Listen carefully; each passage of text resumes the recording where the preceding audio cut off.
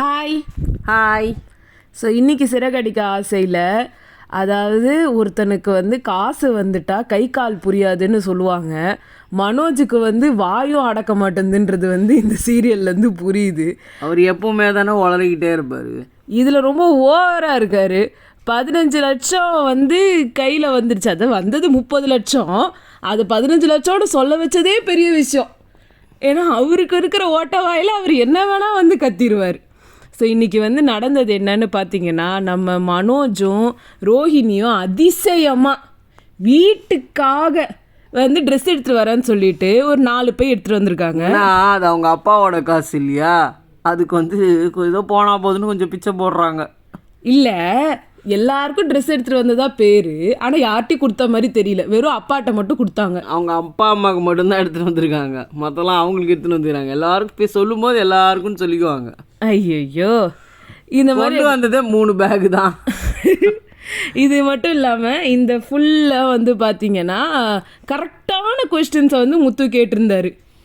அது வந்து என்னென்னா, ஜெயிலில் தானே இருக்கார், அப்புறம் எப்படி காசு அனுப்புனார் அப்படின்றப்ப, இல்லை அவர் வந்து மாமா கிட்ட கொடுத்துருந்தாரு, மாமா தான் எனக்கு அனுப்புனாங்க, மாமா தான் இங்கே வந்தார், அப்போயே அவர் கொடுக்கல, ஆனால் மாமா வந்து அப்புறமா வந்து கொடுத்துடலாம் அப்படின்னு சொல்லிட்டு அவங்க ஃப்ரெண்டுக்கிட்ட கொடுத்து வச்சாங்க. மாமாவே அதிர்ச்சியில் மறந்து போயிட்டாரு அப்பாவை அரெஸ்ட் பண்ணதில். இதில் வேற அவர் வேறு கேட்குறாரு, இந்த மாதிரி அவர் தான் எங்கேயோ திருப்பதியில் மொட்டையை போட்டு காளி கோயிலுக்கு போக போகிறேன்னு, தலைமுறைவாக இருக்க போகிறேன்னு போனார்.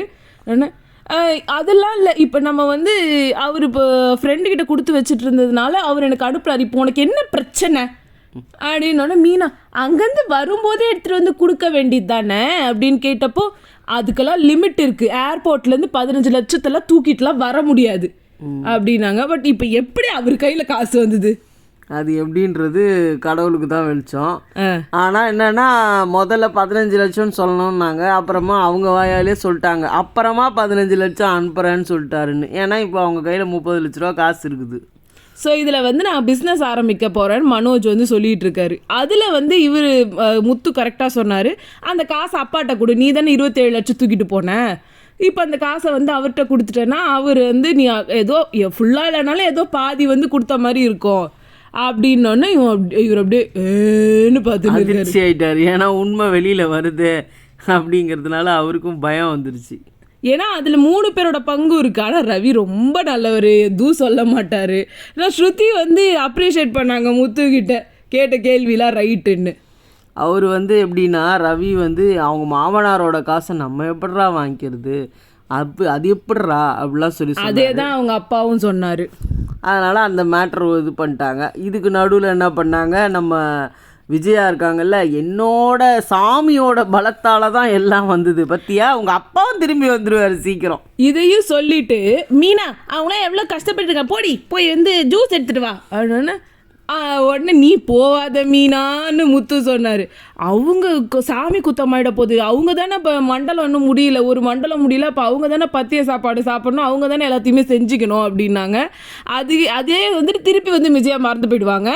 ஏன்னா அடுத்த நாள் காலையிலேயே திருப்பி வந்து சாப்பாடு எல்லோரும் டிஃபன் சாப்பிட்ற நேரத்தில் வந்துட்டு முட்டை குழம்பு வச்சுருக்காங்க நம்ம மீனா. அதே எடுத்துகிட்டு வந்து இவங்க வந்துட்டு சாப்பிடு, காலையிலேருந்து ராத்திரி வரைக்கும் உழைக்கிற என் மருமகனை அவளுக்கு வைக்கக்கூடாது அப்படின்னு சொல்லிட்டு முட்டை எடுத்துகிட்டு வந்து வைக்கிறாங்க. இப்போ இந்த மருமகளுக்கு வந்து ஓவர் கவனிப்பு, ஸ்ருதியை வந்து விட்டாங்க. ஏன்னா அவங்களுக்கு வந்து இப்போதைக்கு பணம் யார்கிட்ட வருது, அவங்ககிட்ட தான். எப்படி ஸ்ருதிக்கிட்டது இப்போ ஒன்றும் பேர போகிறது கிடையாது. இருந்தாலும் இவங்களுக்கெல்லாம் என்னத்துக்குங்க மீனான்றவங்க வேலை செய்யணும், எனக்கு ஒன்றுமே புரியல. அந்த சட்னி இவங்க தானே அரைக்கணும், மீனை அரைச்சி வச்சுருக்காங்க, அதை எடுத்து இவங்க சாப்பிட்றாங்களாம். என்ன இது ஒரு கொடுமை. இதில் வேற முத்து கரெக்டாக வந்து முன்னாடியே வந்து சொல்லிட்டு இருந்தார், எனக்கு என்னமோ அவங்க அப்பா அனுப்பினதா தோணலை, எங்கள் அண்ணன் ஒரு பைத்தியம்தான், அவனை கூட ஆனால் நம்பிடலாம், ஆனால் இதெல்லாம் இருக்குது பெரும் பார்லரம்மா ஊரே வித்துரும் அப்படின்லாம் வந்து சொல்லிட்டு இருந்தார். சரியான ஃப்ராடு. அது கரெக்டாக ஒரு கெஸ் பண்ணிட்டாரு. இன்னும் போக போக என்னென்ன நடக்குதுன்றதை பார்ப்போம்.